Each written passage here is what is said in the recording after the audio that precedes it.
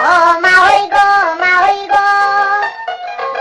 আজকে যাইতে ভাত খাইয়ে যাও কতর ভাজি দিয়ে,